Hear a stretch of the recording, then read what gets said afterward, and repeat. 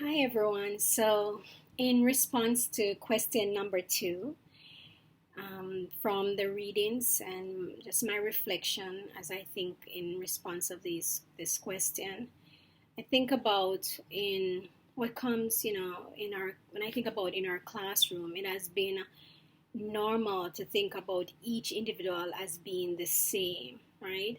And so what we're seeing, even from the readings from Meyer, Rose, and Gardner, that neuroscience is shedding light on the point of that great variability of the human capacity to learn, right? That variability. But sadly, our education has been designed around the idea that most people learn the same way, and that a fair education is one that is identical. So, consequently, with this, it is not at the forefront or prominent in the minds of educators in our setting, or in when we think about the setting of our classroom environment, to address the fact is that all students are unique beings. And so therefore in their learning, each would learn in that the manner that is particular to them. So the only variability is recognized is from the perspective of disability, which sometimes it's still not addressed appropriately in the classroom. But we see that in light of this skewed thinking of the average learner, classrooms are more situated with the notion that, according to Howard Gardner, that there is student in most schools who masters what school requires, so that he or she can get to the next level. But I will argue he or she doesn't understand. Then there's this individual, we want the person who can use knowledge in new situations. And this is so true that, this is what we see, that students are just trying to master that information to get to their next level. But in fact, we want students, who can use the knowledge in new situations. This is so important.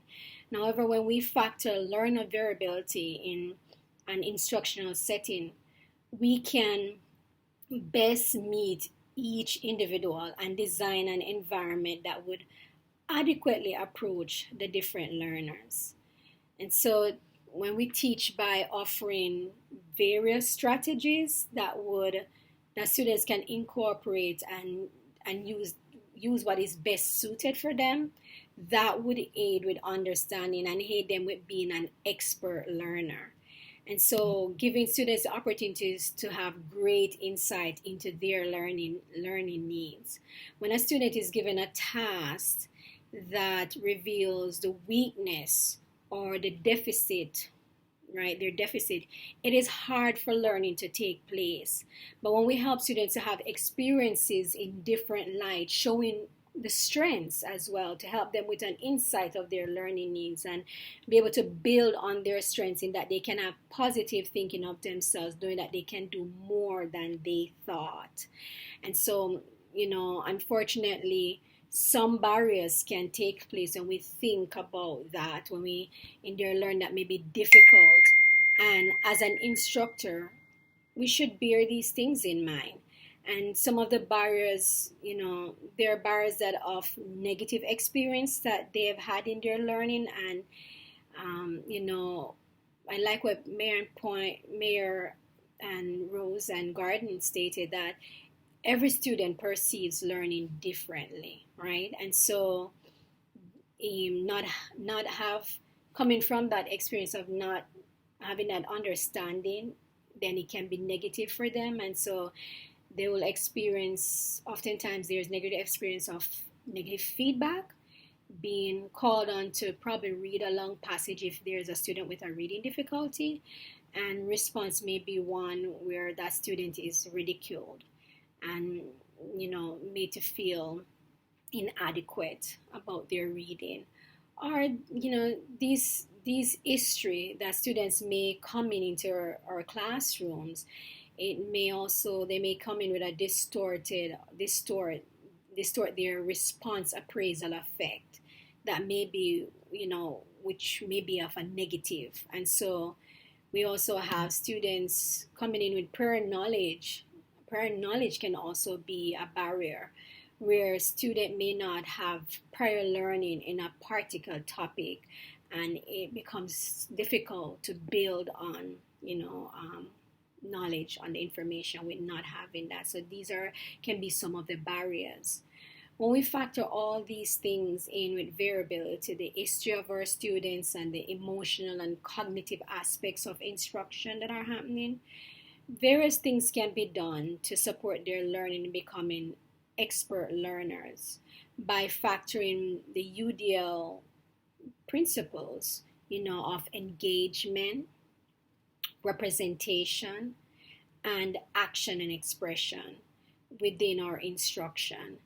And so we can think about just offering our students choices that they can, demonstrate their learning, such as incorporating the digital aspect, into our classroom. We're in such a digital world, and using their phones and, apps where they can do response to questions, audiobooks, caption presentation, visual aids, graphic organizers, having things such as small groups activities and individual activities and videos, so the choices to our students. And also I think it's essential to create a safe learning environment with positive feedback, learning opportunities, because there is an emotional aspect of learning and not just cognitive, right? Sometimes we often focus on the cognitive aspect of things and forget about the emotional aspect of learning for our students. So lastly, as I think about the reflection from the readings, when I think about the learning environment and the learning variability concerning the brain, something that resonates with me that David Rhodes stated, and is that the brain gets shaped not by genetics alone, but by relationship of the individual to their environment, and the brain becomes good at being smart in that environment. So this brain science is vital to understand and for us to help us to be more intentional in learning, in teaching our students. And, when I think about all these things that I, reading from this chapter, one thing that, has been in the back of my mind, or the thought that came to mind, is I remember, just having the privilege of teaching one of my internship sites students with a learning disability. The learning disabilities such as dyslexia and writing disability, or some students struggled with having dysgraphia. So just various learning disability, and I remember one of the challenge for these students is that their prior experience that they've had from the public school was one that was not a great experience, was a bad experience for them, and unfortunately, due to this experience or these experiences, it hurt their learning. And so it took a while for them to, as I say, come out of their shell, and they had to be given different experiences to help them to see different aspect of themselves in their learning, to feel better about themselves and to build their self-esteem. And sometimes we often focus on the cognitive side and forget the emotional side, or vice versa, but both are important, and both is something that we have to think about, and is one of the things that is talked about in this chapter, where incorporating the emotional and the cognitive aspect of a student and realizing these experiences can either build them or break them. And so just things to think about in this chapter and from this question. Okay, thanks.